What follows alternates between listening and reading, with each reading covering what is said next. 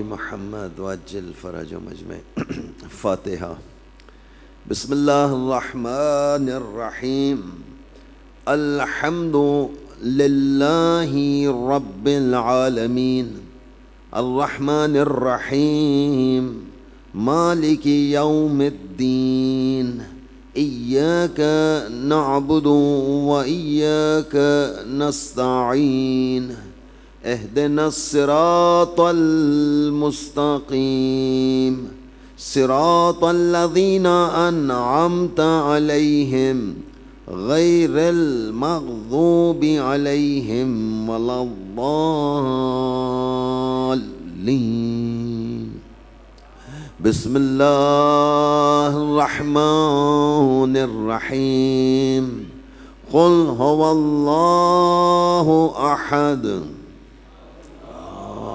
الصمد لم يلد ولم يولد ولم يكن له كفوا أحد.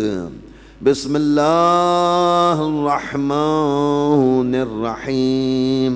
قل هو الله أحد الله الصمد لم يلد ولم يولد ولم يكن له كفوا أحد. بسم الله الرحمن الرحيم. قل هو الله أحد الله الصمد لم يلد ولم يولد ولم يكن له كفوا أحد. صدق الله العلي العظيم. برحمتك يا أرحم الراحمين. صل على ولی محمد وعجل فرجهم أجمعين. أعوذ بالله من الشيطان الرجيم. بسم الله الرحمن الرحيم. الحمد لله رب العالمين والصلاة والسلام على خير خلقه سيدنا ونبينا وشفيع ذنوبنا وطبيب نفوسنا ومولانا أبي القاسم محمد. صل على محمد وآله وعجل فرجهم أجمعين. أما بعد فقد قال إمام حسين عليه السلام. بسم الله الرحمن الرحيم. إني لما أخرج شرا ولا بطرا ولا مفسدا ولا ظالما إنما خرجت لطلب إصلاح أمة جدي صلى الله عليه وآله وسلم. أريد أن أمر بالمعروف ونهي عن المنكر وأسير بسيرة علي بن أبي طالب. صلوات پڑھیں.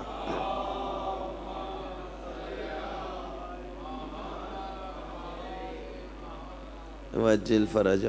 بار دیگر بلند تر صلوات پڑھیے گا محمد اور علی محمد. صلی علی محمد و علی محمد وجل فرجهم اجمعین. عزیزان گرامی، گفتگو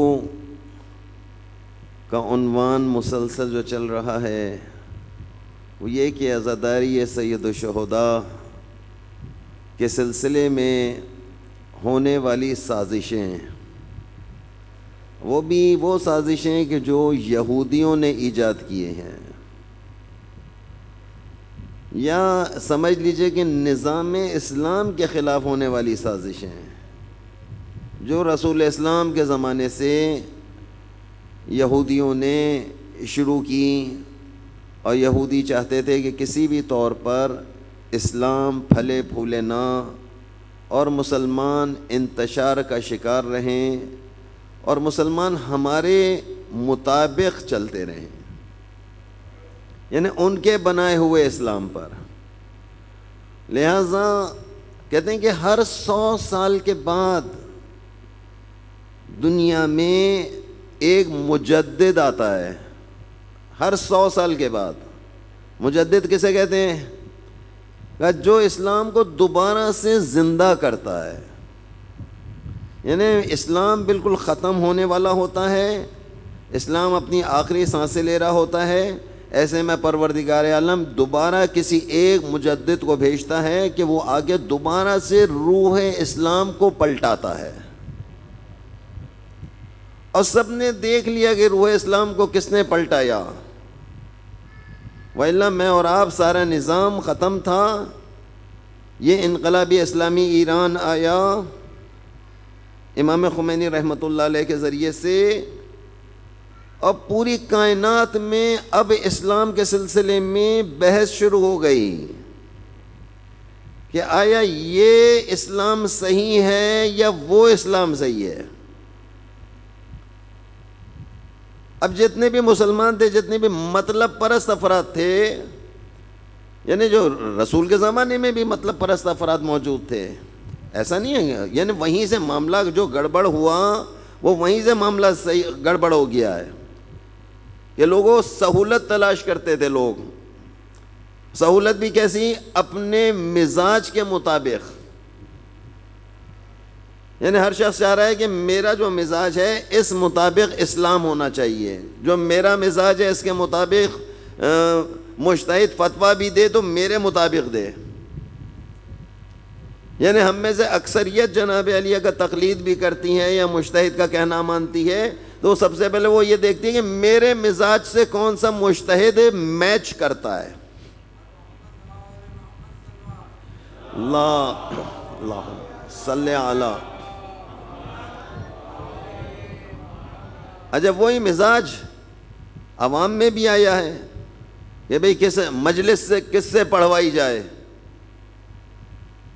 آپ کے اندر بھی یہی والے مزاج ہے یا نہیں ہے کہ مجلس کس سے پڑھوائی جائے، مجلس کس کی سنی جائے؟ تو آپ کہتے ہیں صاحب جو میرے مزاج کے مطابق ہو،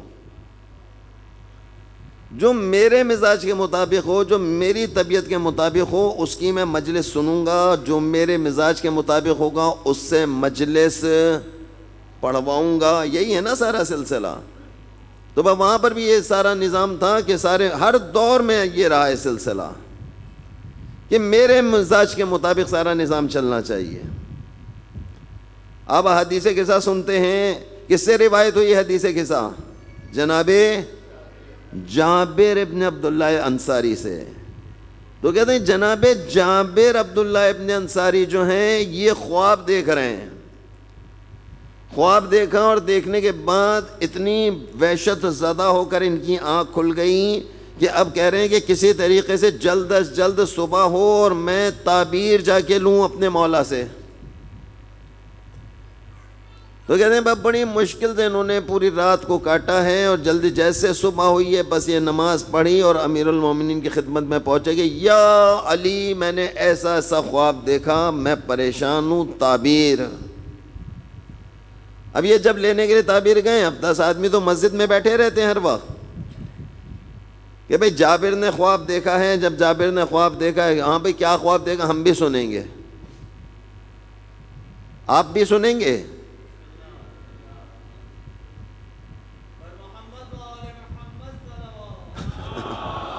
اللہم صلی علی۔ شوق ووق نہیں ہے، فارغ بیٹھے ہوئے، بالکل بھائی واقعہ سنیں گے، خواب سنیں گے، بیٹھے بالکل فارغ، بالکل۔ واقعی بیویوں نے صحیح طور پر ہمیں گھروں سے نکالا ہے باہر، دھکا دے کے جاؤ بھائی جاؤ، تمہاری شکل دیکھ دیکھ کر ہمیں کوفت ہو رہی ہے، یہ شکل لے کر باہر چلے جاؤ۔ اللہ اکبر، یا رسول اللہ، یا علی یا علی۔ جناب جابر خواب دیکھا، آ کر امیر المومنین کو بتایا، امیر المومنین نے کہا جابر کیا خواب دیکھا ہے؟ جابر کہتے ہیں میں نے خواب میں دیکھا کہ بہت ہی حسین و جمیل ایک سفید رنگ کا بہت بڑا پرچم ہے۔ کہ کتنا بڑا پرچم ہے؟ کہ اتنا بڑا پرچم ہے کہ اوپر سے آسمانوں کی جانب سے بلند ہوا ہے، یعنی لٹکایا گیا ہے، پھیلایا گیا ہے، جس کا پھریرا جو ہے وہ زمین کو چھو رہا ہے۔ اتنا بڑا پرچم، اگر انتہائی خوبصورت پرچم ہے اور انتہائی خوشبودار پرچم ہے اور انتہائی قیمتی پرچم ہے، اور میں دیکھ کر وہ پرچم حیران ہو رہا ہوں کہ اس کے ساتھ اس کی حفاظت کرنے والے بھی کوئی زیادہ افراد موجود نہیں ہیں۔ اب وہ پرچم اوپر سے نازل ہوا ہے، آسمانوں کی جانب سے نازل ہوا ہے، اور ایسا مجھے محسوس ہو رہا ہے جیسے پروردگار عالم کی جانب سے پرچم آیا ہے اور کہا جا رہا ہے اسے لے لو، یہ پرچم تمہارے لیے بھیجا گیا، ایسے لے لو۔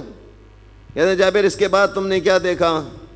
اب یہ جابر فرما رہے ہیں کہ کہتے ہیں کہ صاحب اس کے بعد میں نے یہ منظر دیکھا کہ وہ پرچم خوبصورت تھا، آسمان سے نازل ہوا تھا، خوشبو آ رہی تھی، دیکھنے میں بہت پرجلال تھا، لیکن میری حیرت کی انتہا میں اس وقت اضافہ ہو گیا کہ جب میں نے دیکھا کہ ہر آدمی آ رہا ہے اور اس پرچم میں سے کچھ نہ کچھ کاٹ کر لے جا رہا ہے، یعنی کوئی بھی، اور انہوں نے تھوڑی ہی دیر میں دیکھتے ہی دیکھتے پورا پرچم جو تھا وہ بدنما ہو گیا، اس کا نقشہ ہی تبدیل ہو گیا ہے۔ یعنی جس خوبصورتی سے وہ پرچم زمین کی جانب آیا تھا، لوگوں نے اپنی مرضی سے تھوڑا تھوڑا سا کاٹ کر اسے لے لیا ہے، اور کسی نے بھی پورا پرچم نہیں لیا۔ جب میں نے یہ منظر دیکھا، اے میرے مولا، میری آنکھ گھبراہٹ سے کھل گئی ہے۔ میں لہذا آپ کے پاس آیا ہوں اسی سلسلے میں کہ آپ مولا بتائیے کہ اس کی کیا تعبیر ہوگی، تعبیر بتائیں، تعبیر خواب چاہیے۔ اب دیکھیں امیر المومنین علی ابن ابی طالب علیہ السلام صلی علی محمد وجل فرجهم اجمعین، کہتے ہیں امیر المومنین اس کی تعبیر دے دیجئے۔ مولا ارشاد فرماتے ہیں کہ اے جابر، تم نے جو خواب دیکھا ہے وہ بالکل صحیح خواب دیکھا ہے۔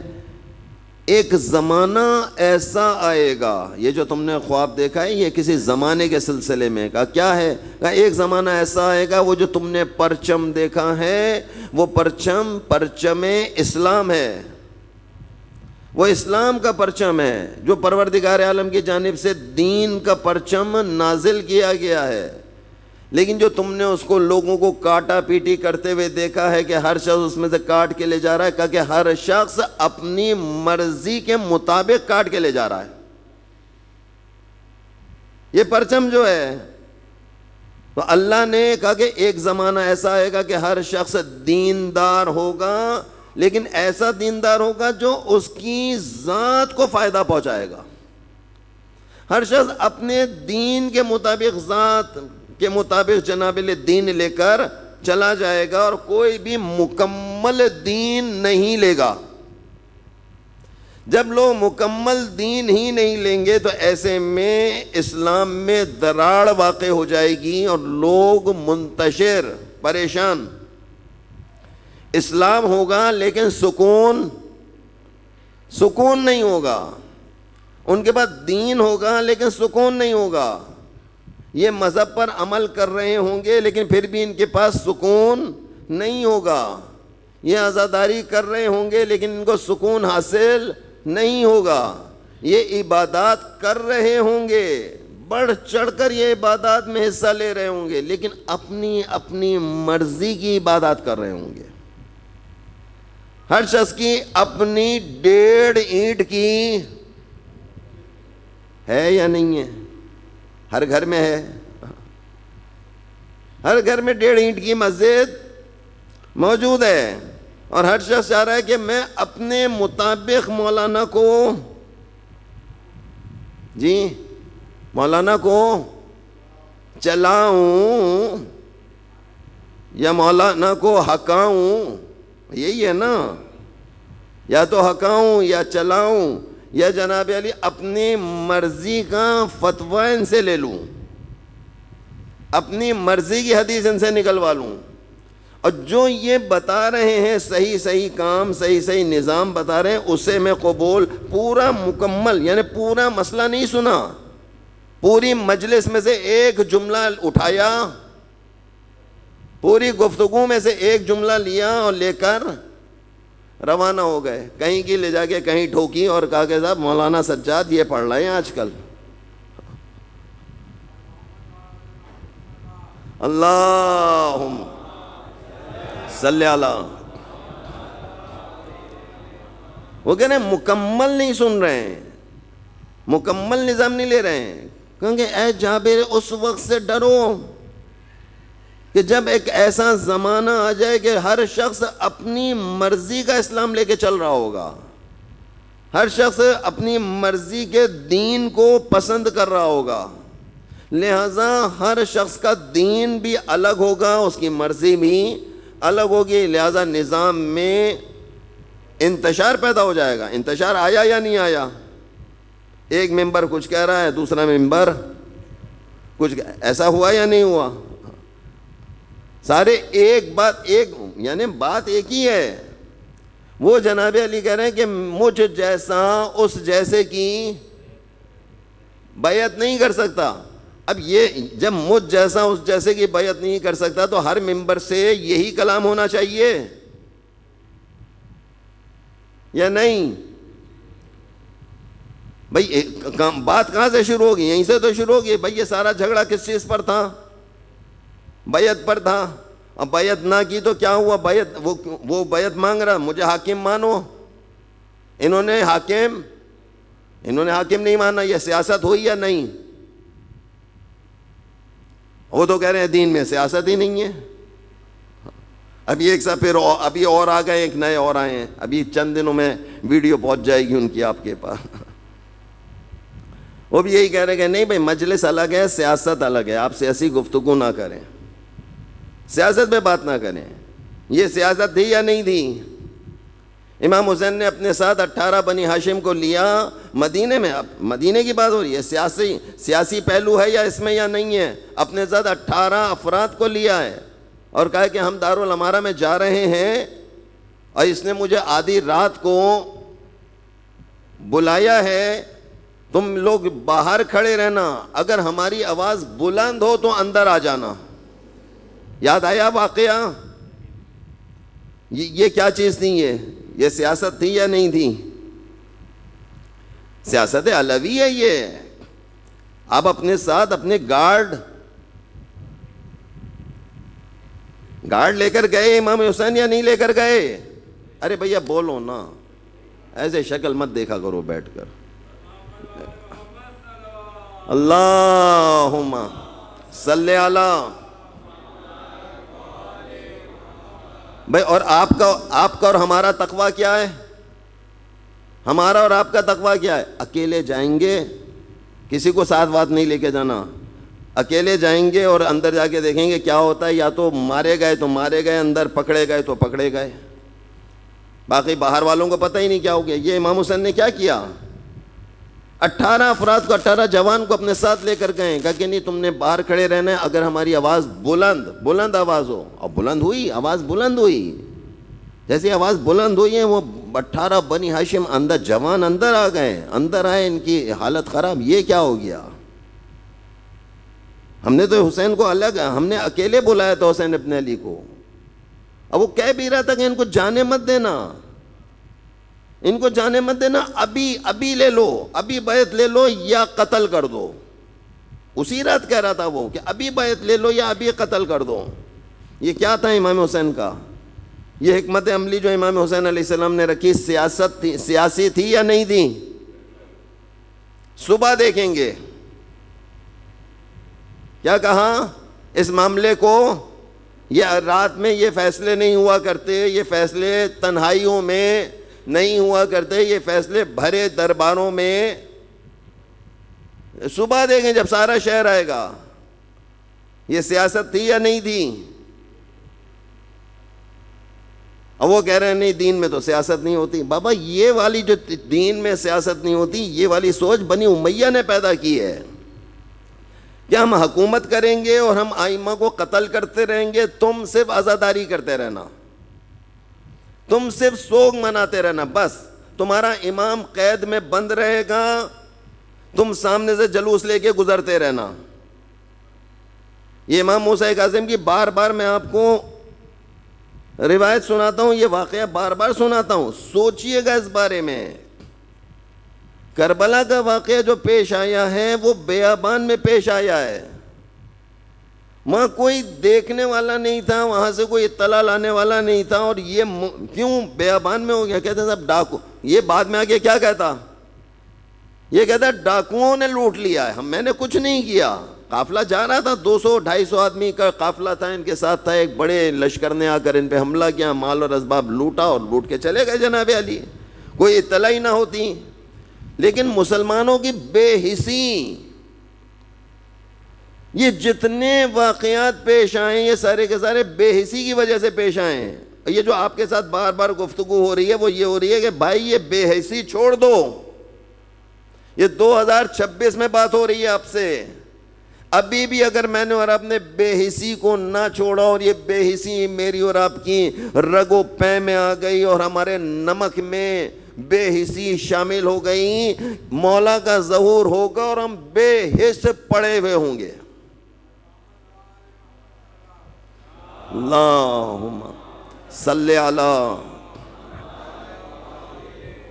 یہ بے حسی ہے، بے حسی کا علم ہے یہ کہ رسول اعظم جناب علی موجود ہیں اور جناب علی وہ اعلان کر رہے ہیں، سب کچھ پورا کتنا دکھایا ہے، کتنے مجمع کے سامنے اعلان ہو گیا ہے۔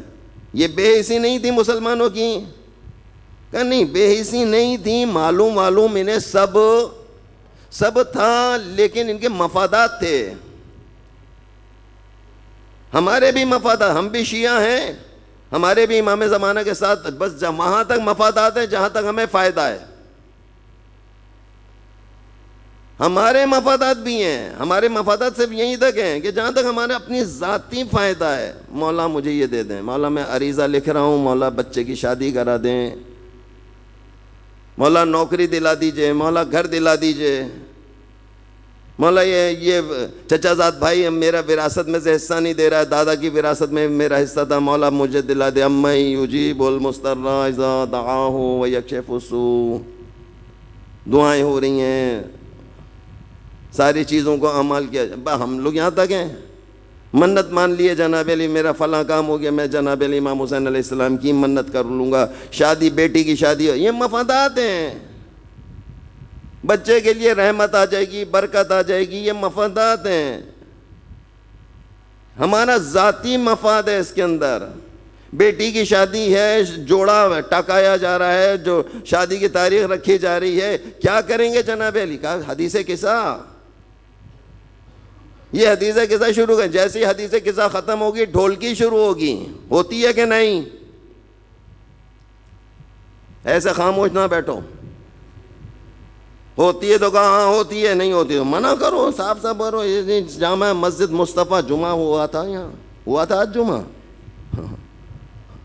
جامع مسجد مصطفیٰ میں بیٹھے ہوئے ہیں بھائی، یہاں جھوٹ ووٹ نہیں بولے گا، اور اس پہ جناب علی مصلی بھی پیچھے میں سارے کے سارے۔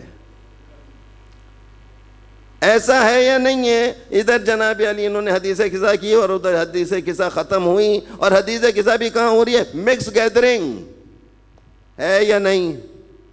ماموں زاد بہن، چچا زاد بہن، بھابھی صاحبہ، فلانے یہ سب کے سب بے مخنا ہو جاتا، تھوڑا اتنا پردہ کیا ہوا، اتنا سارے اتنے بال ان کے باہر کو نکلے ہوئے ہیں، باریک ترین دوپٹے پہنے ہوئے ہیں، باریک ترین لباس یہ ایسا ہے یا نہیں ہے؟ اتنے حیران ہو گئے مجھے نہ دیکھا کرو، ارے ان کی شکلیں دکھاؤ، کیمرہ گھما دیا کرو ان کی طرف، صلوات پڑھے محمد آل محمد صلی اللہ۔ وجل فرجم اجمعین. جو ہے ہمارے مفادات ہیں، وہ لوگ بھی سارے مفادات میں مبتلا تھے.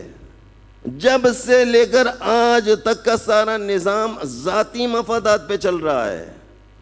ہم نے خود امام کے لیے ذاتی طور پر کچھ بھی نہیں کیا. اس زمانے میں بھی ایسے ہی تھا. لوگوں نے دیکھا یہ منظر کس کس نے دیکھا تھا کہ رسول اسلام کہتے ہیں کہ بالکل آخر وقت میں رسول اعظم مسجد میں تشریف لائیں گا. کس طریقے سے لائیں گا؟ ایک طرف سے جناب عباس نے آپ کو پکڑا ہوا تھا اور ایک طرف سے خود امیر المومنین نے آپ کو تھما ہوا تھا جناب علی.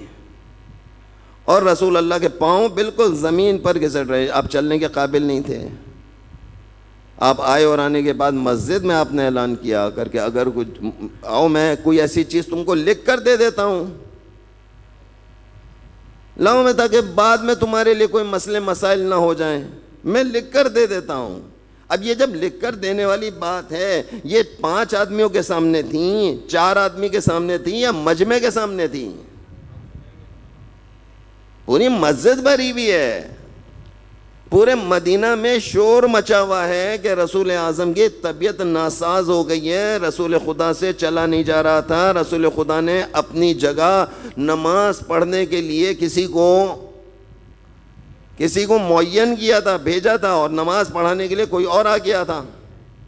یاد آ رہا ہے واقعہ کہ نہیں؟ یہ سارا واقعات ان کے اپنے ہمارے سب جگہ پہ لکھا ہوا ہی ہے. اتنا بڑا واقعہ سارے مسلمانوں نے دیکھا. رسول خدا کی شہادت واقع ہو گئی ہے اور جناب علی پورا مدینے میں پتہ ہی نہیں ہے لوگوں کو. یہ کیسے ممکن ہے کہ مدینے والوں کو نہ پتہ ہو؟ یہ بے حسی ہے مسلمانوں کی، اس کو بے حسی کہا جاتا ہے. یعنی مدینے کا رہنے والا ایک شخص ہے، مدینے کا رہنے والا شخص ہے اور کسی کام کے سلسلے میں مدینے سے باہر چلا گیا ہے، مسافر ہو کے باہر چلا گیا. کئی دنوں کے بعد جب واپس آتا ہے، اپنے ہی شہر میں جب واپس آ رہا ہے تو اسے اپنے شہر کی ساری جگہوں کا پتہ ہوتا ہے نا، کہ دائیں جانب کیا چیز ہے، بائیں جانب کیا چیز ہے، آگے کون سا محلہ ہے، پیچھے میرا کون سا محلہ ہے. اس نے دیکھا جناب علی مدینے میں دیکھا کہ دھواں اٹھ رہا ہے، مسافر ہے. اس نے سمت کو معین کیا، کہا کہ وہ یہ سمت جو یہ تو محلہ بنی ہاشم کی سمت ہے، یہ تو خانہ فاطمہ ہے، خانہ امیر المومنین ہے. اس جانب سے دھواں اٹھ رہا ہے، اللہ خیر کرے بھائی، اللہ خیر کرے. دور سے دیکھ رہا تھا. یہ مسافر ہے، اتنی دور سے اس نے دھواں اٹھتے ہوئے دیکھ لیا. اور جو جناب علی خود لوگ مسلمان مدینہ میں موجود تھے، کیا انہوں نے نہیں دیکھا؟ بھائی دھواں نکل رہا ہے، گھر میں بھی اگر آگ لگ جائے، اور وہ بھی پرانا دور ہے جناب علی، سب ایک دوسرے کا خیال کرتے ہیں. یہ بے حسی ہے مسلمانوں کی. سارے مسلمانوں نے دیکھا اس منظر کو. اس کے بعد کا سارا نظام، یہ سب کچھ کہاں ہو رہا ہے؟ کہا بھرے مدینے میں ہو رہا ہے. زیادہ وقت امام حسین کا مدینے میں گزرا ہے کہ کوفے میں گزرا ہے؟ مدینے میں گزرا ہے. مدینے میں یہ رہتے ہیں. ہم کوفے والوں کو رو رہے ہیں کہ یہ کوفے والوں نے ایسا کیا. مدینے والوں نے کیسا کیا؟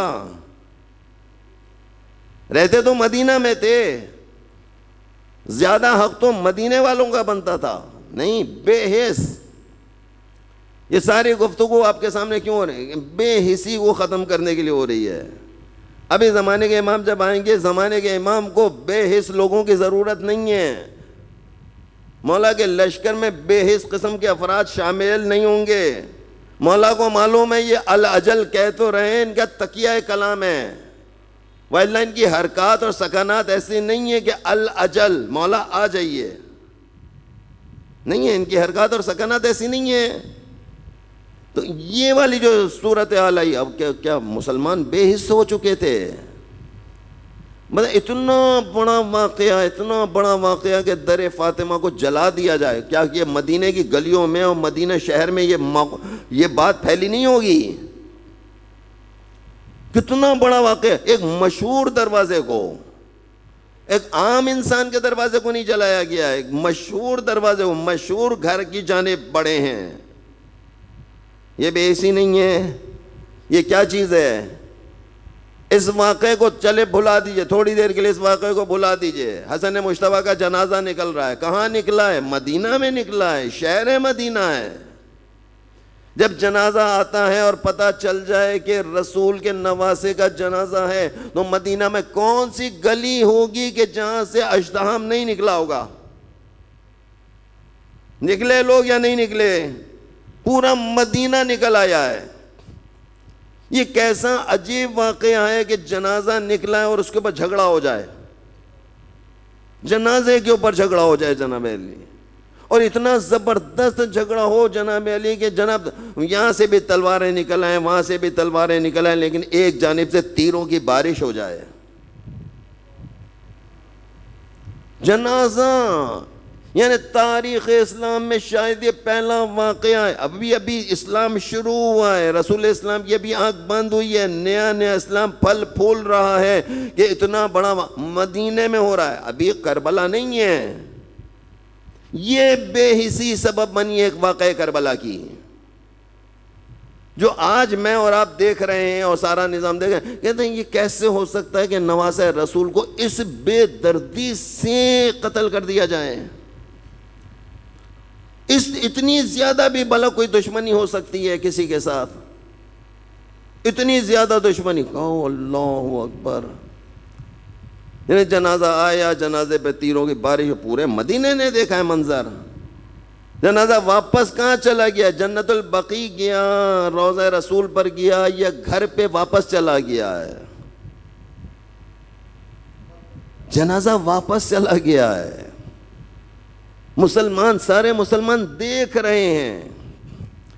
اگر اس دن تیروں کی بارش کے سلسلے میں یہ سارے مسلمان احتجاج کرتے اور یہ تیروں کی بارش کو نہ ہونے دیتے، کربلا میں تیروں کی بارش نہ ہوتی. یہ کربلا میں تیروں کی بارش کیسے ہو گئی ہے؟ کہ یہاں سے ہوئی ہے. امیر المومنین کے گلے میں رسی جو باندھی گئی ہے، مدینے میں باندھی گئی ہے کہ کربلا میں باندھی گئی ہے؟ کہاں مدینے میں باندھی گئی ہے. اتنی بڑی ہستی کے گلے میں رسی ڈال کر اس کو گلی کوچوں میں گھسیٹا جائے. لوگوں نے دیکھا یہ منظر یا نہیں دیکھا؟ کہ سب نے یہ منظر دیکھا، لیکن مدینہ میں کہیں پر بھی کوئی احتجاج ہوا؟ کہ نہیں ہوا. اگر علی کے گلے میں اس دن رسی بندھنے پر احتجاج ہو جاتا تو آج زینب ام کلثوم کے ہاتھوں میں رسیاں.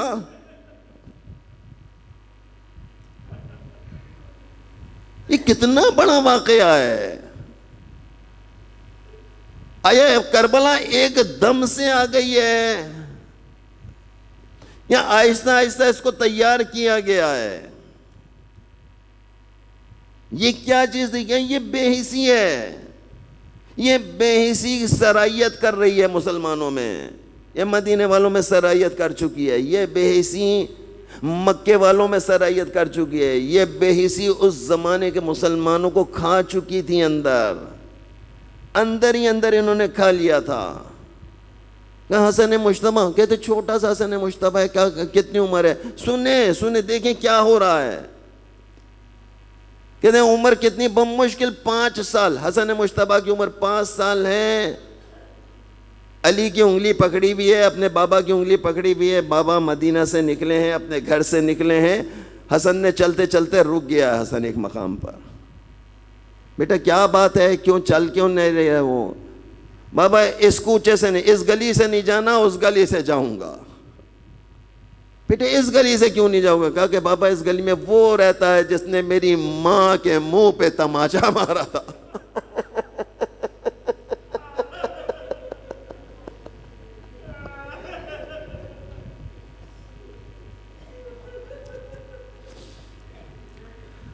رسول کی بیٹی ہیں.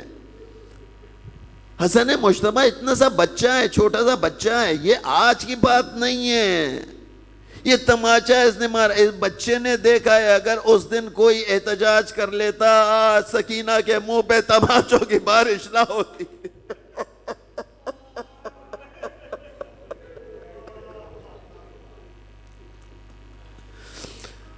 عجیب واقعات ہیں. یہ کیا چیز تھی؟ کہ یہ بے حسی ہے. اس کو بے حسی کہا جاتا ہے. روایت میں کیا آیا دیکھیں، آج ہماری گفتگو کہاں سے کہاں چلی جا رہی ہے، کس طریقے کا موضوع نکل آیا ہے، آج کیا سوچ کر آیا تھا اور کہاں سے بات کہاں چل گئی ہے۔ یہ گھر والے ہیں، یہ کون لوگ ہیں کہ یہ سقی ابن سقی ہیں، یہ کریم ابن کریم ہیں۔ ان کے ہاں اگر دیکھا جائے، ان کا جود و سخا اگر دیکھا جائے، ان کی محبتوں کا عالم اگر دیکھا جائے، کوئی ان کا مقابلہ نہیں کر سکتا ہے۔ کم مدینہ کے واقعات میں کیا ملتا ہے؟ ایک عجیب واقعہ آیا جناب، مدینہ میں واقعات میں کیا چیز ملتی ہے کہ مدینہ ہے، بچی ہے، کسی نے آ کر بتایا، امام حسین علیہ السلام کو پاس آیا اور آ کے بتایا ایک چھوٹی سی بچی ہے، امیر المومنین کو بتایا گیا، امیر المومنین کو خبر ہوئی، خود امام حسن مجتبیٰ کو خبر ہو گئی کہ ہاں بچی ہے، ہاں کوئی کتنی بڑی بچی، بہت چھوٹی بچی ہے۔ کہا کیا ہوا بچی کو؟ کہا یتیم ہو گئی ہے۔ یہ کریم ابن کریم ہے، کہتا ہمارے پاس لے آؤ، ہم پرورش کریں گے۔ حسین کے حوالے کر دیا گیا، اس بچی کو حسین کے حوالے کر دیا گیا۔ امام حسین علیہ السلام نے اس بچی کی پرورش کرنا شروع کر دی ہے۔ اب جب گھر کے اندر موجود ہے، بچی کون، بچی کس کس کو دیکھ رہی ہے؟ کہا اس بچی نے زینب کو دیکھا ہے، اس بچی نے ام کلثوم کو دیکھا ہے، اس بچی کے ساتھ کون کون پیار کرتا ہے؟ کہا زینب بھی پیار کرتی ہے، ام کلثوم بھی پیار کرتی ہے۔ بچی کیسے کہتے ہیں جوان ہوئی، بچی جوان ہو گئی ہے۔ امام حسین علیہ السلام نے بچی کی شادی کری ہے۔ بعض روایات میں اس کو کہتے ہیں کہ یہ بچی ہے، بعض روایات میں کہتے ہیں کہ نہیں یہ کنیز ہے، کہ کنیزی میں آئی ہے، لیکن اتنی کم عمری میں آئی ہے کہ بچی بن کر آئی تھی، اور امام حسین نے ہی اس کی سارے شادی کے اسباب کو مہیا کیا۔ کہا شادی ہو گئی ہے، بچی کی شادی کری ہے، لیکن رہتی گھر کے اندر تھی۔ کہتے ہیں جس وقت گھر میں موجود تھی، کہتے ہیں جس وقت یہ سفر کی تیاری ہوئی، ایک طرف ایک روایت تاریخ کہتی ہے کہ سفر کی تیاری ہو رہی ہے، امام حسین نے اس کو آزاد کیا ہے، اور ایک دفعہ نہیں کہا آزاد نہیں کیا بلکہ اس کی شادی کر دی ہے۔ کہا شادی کری، کہاں شادی ہو کر گئی؟ کہا شہر شام، رخصتی ہو رہی ہے، رخصت ہوتے وقت رو رہی ہے، گریہ وزاری کر رہی ہے، بہت زیادہ اس نے گریہ وزاری کیا۔ مدینے سے اب اس کی رخصتی ہو رہی ہے، کہتے ہیں مدینے سے رخصتی ہو رہی ہے، کہ جب بتایا گیا سارے مدینے والوں کو اس بچی کی رخصتی ہو رہی ہے، اور یہ بچی اب اپنے گھر کے، اپنے شوہر کے گھر کی جانب جا رہی ہے، کہتے ہیں جتنی مدینہ کی خواتین تھیں، کہا کہ حسین کے گھر کی بچی ہے۔ اطلاع ہو گئی، سارے مدینہ کو اطلاع ہو گئی، بچی شادی ہو کے جا رہی ہے۔ سنیں گے اس بچی کا کیا نام ہے؟ کہ شیریں، یہی بچی کا نام شیریں تاریخ نے لکھا ہے۔ کہ امام حسین کا شادی ہو گئی، کہتے ہیں پورے مدینہ کی عورتوں نے کہا جس گھر میں بچی جاتی تھی خدا حافظی کرنے کے لیے، ہر گھر سے اس کو کوئی نہ کوئی تحفہ ملتا تھا۔ کہتے ہیں تحفوں میں کیا سب سے زیادہ جو چیز اس بچی کو ملی ہے؟ کہا تحفے میں کیا؟ کہا جس گھر میں بھی جاتی تھی ہر بیوی تحفے میں چادر دیتی تھی۔ کہتے ہیں خدا حافظی کے لیے امام حسین کے پاس آئی اور کہا کہ میرے مولا، میرے آقا، اتنی زیادہ چادریں ہو گئی ہیں میرے پاس، میں اتنی چادروں کا کیا کروں گی؟ حسین نے کہا ہاں ایک وقت آئے گا تجھے چادروں کی ضرورت ہوگی۔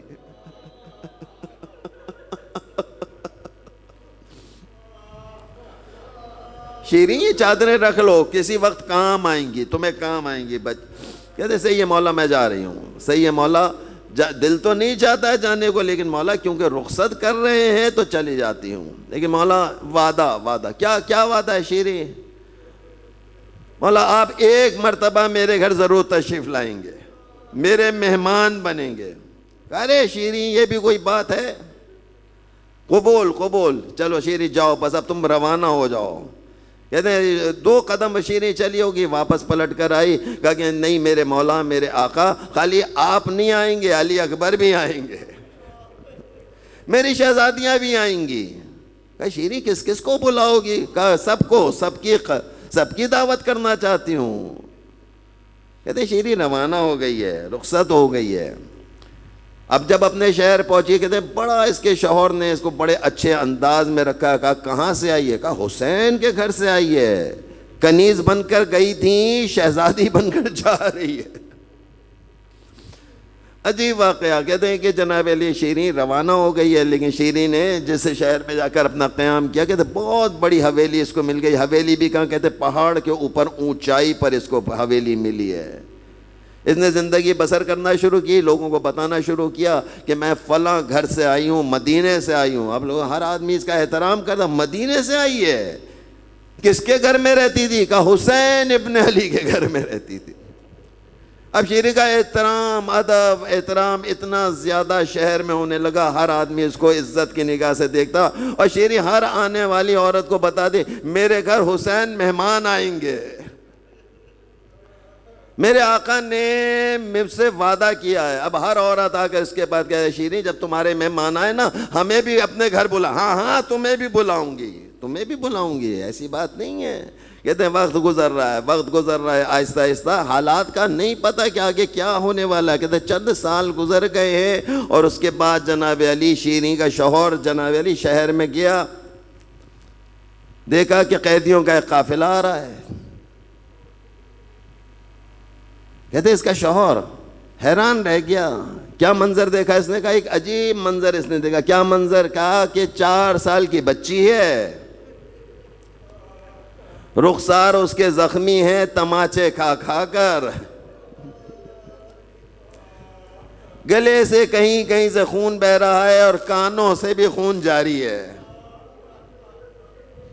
کہتے اس نے یہ منظر دیکھا، اس سے برداشت نہ ہو سکا، دوڑا دوڑا واپس گیا۔ کہ شیریں تم نے مجھے بتایا تھا کہ تمہارے آقا اور مولا نے چلتے وقت تم سے کچھ خاص بات کہی تھی۔ کہ شیریں کچھ یاد ہے؟ کہ ہاں ہاں وہ خاص بات یہ کہی تھی کہ جب بھی کوئی قیدیوں کا قافلہ دیکھنا ان پہ رحم کرنا۔ کہا کہ ہاں میرے آقا نے کہا تھا قیدیوں کے اوپر رحم کیا کرو۔ ایسی کیا بات ہو گئی ہے؟ اب یہ جب کہ اپنی بیوی کو، شیریں کو بتاتا ہے کہ شیریں میں نے بہت سے قیدیوں کے قافلے دیکھے ہیں، لیکن آج میں نے ایک ایسا قافلہ دیکھا کہ جس میں قیدی تو ہیں لیکن 4 سال کی بچی بھی ہے۔ میں نے زندگی میں کبھی ایک 4 سالہ بچی کو قیدی بنتے ہوئے نہیں دیکھا ہے۔ یہ شیریں کہتی ہے کہ ہاں میں نے اپنے آقا سے وعدہ کیا تھا کہ قیدیوں کا احترام کرنا، ایسا ہو بس تم جاؤ، جلدی سے جاؤ، میں کھانا کا اہتمام کرتی ہوں اور ان قیدیوں کو کسی طریقے سے اپنے پاس بلا کر لاؤ۔ یہ بڑا شہر کا آدمی تھا، مشہور آدمی تھا، پہنچا اس قافلے کے پاس۔ یہ کہتے ہیں ہاں رات تو ہونے والی ہے، ہمیں بھی کوئی ایسا محفوظ مقام چاہیے، ایک بڑی حویلی چاہیے جس میں یہ سارے قیدی آرام سے آ جائیں۔ کہا ہاں ہاں میرے گھر آؤ، میرا گھر موجود ہے، تم لے کر تو آؤ۔ کا حفاظت، کہا میری ذمہ داری، میں حفاظت کروں گا ان قیدیوں کی، کوئی قیدی باہر نہیں جا سکے گا۔ اللہ اکبر۔ ادھر جناب علی شیریں نے کھانے تیار کیے، گھر کو سجایا، سب کچھ کیا۔ کہا کہ قیدیوں کا استقبال کرنا ہے، میرے آقا نے کہا ہے، میرے مولا نے کہا ہے قیدیوں پہ رحم کرنا۔ کہتے جیسے جیسے قیدی شیریں کی حویلی میں داخل ہوتے رہے اور شیریں ان کو دیکھتی رہی اور آگے بڑھ کر ان کا استقبال، قیدی ہیں لیکن پھر بھی استقبال کیا۔ کہا کہ تم آئے ہو، جو کھانا ہے کھاؤ، جو پینا ہے پیو، جیسے چاہے آرام کرو، آج پوری رات آزادی کی رات ہے۔ اللہ اکبر۔ تم شیریں کے مہمان ہو، میرے آقا نے کہا تھا قیدیوں کا احترام کرنا۔ ایک بی بی آگے آئی اور آ کر کہ شیریں لگتا ہے کہ تیرا دل بڑا نرم ہے، تو بہت اچھی خاتون محسوس ہوتی ہے، نہ ہمیں تیرا کھانا چاہیے، نہ تیرے شربت چاہیے، نہ تیرا پانی چاہیے، بس جس دن سے انہوں نے ہم کو قید کیا ہے نا، ہم اپنے جوانوں کا ماتم نہیں کر سکے۔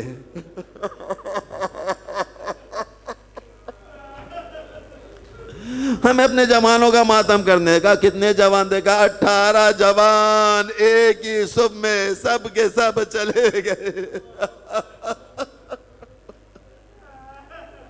شیریں اجازت دے دیتی ہے، شیریں نے اجازت دے دی، کہتے ہیں تمام مستورات نے حلقہ بنایا، اب ماتم داری کا فیصلہ ہوا، ساری عورتیں جمع ہو گئیں، ایک بی بی اٹھی اور اٹھنے کے بعد اس نے بین شروع کیا، اور بین میں کیا لفظ پہلے بولا؟ اے علی اکبر کے بابا،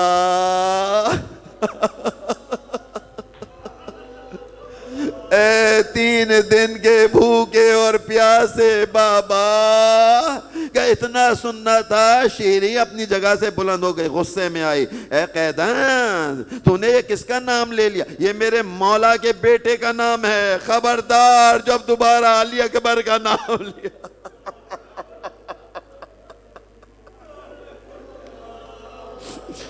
بیبیاں کیا کہہ رہی ہیں؟ بیبیاں کہہ رہی ہیں اچھا تمہیں برا لگا، اچھا اب ہم نہیں روئیں گے، اب ہم ماتم نہیں کریں۔ کہا نہیں، ماتم کرو، گریہ وزاری کرو، میرے مولا کے بچے کا نام نہ تمہاری زبان پہ نہ آئے۔ ہاں اگر اس کی کوئی بیٹی ہے، کوئی چھوٹی بچی ہو، اس کا نام لے کے گریہ کر لو، مجھے کوئی اعتراض نہیں ہے۔ کہتے ایک اور بی بی اٹھی اپنے مقام سے، اس نے سکینہ کی طرف اشارہ کیا، اے سکینہ کے بابا،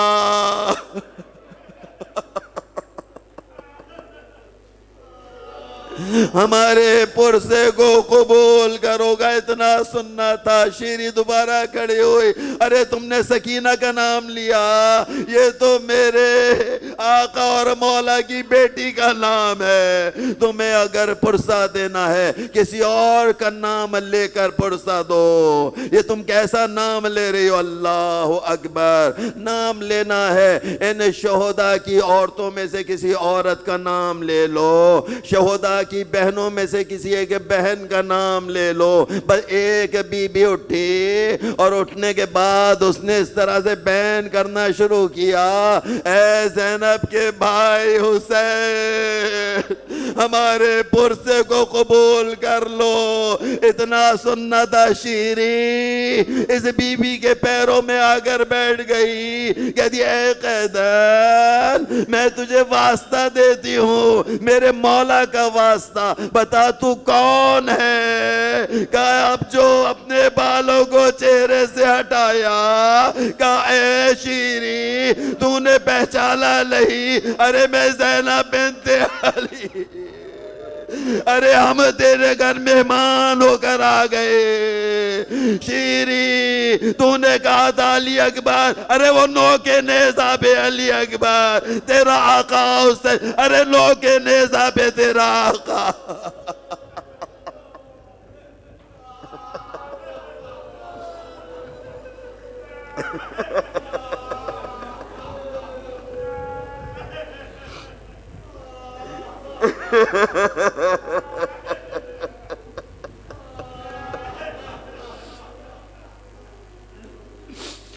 اِنَّا